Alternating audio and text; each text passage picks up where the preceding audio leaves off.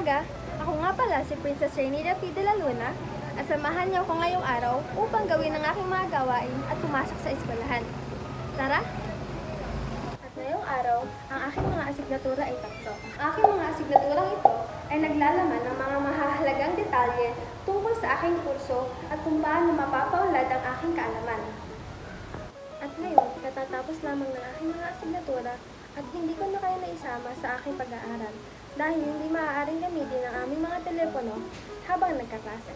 Ngayon, ako ay nagluluto na ng aking merienda dahil nakararamdam na ako ng gutom pagkatapos ng mahabang klase. Magandang gabi! Ako ay naririto muli upang ipagpatuloy ang aking video. Ngayon, ako ay nakabihis sapagkat ako ay pupunta sa aking kaibigan upang samahan siya bumili ng isang kailangan niya. Maaaring kami ay kumain din sa labas at magmuni-muni sa mga ilang pasyalan dito.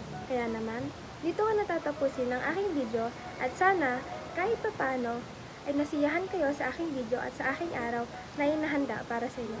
Maraming salamat!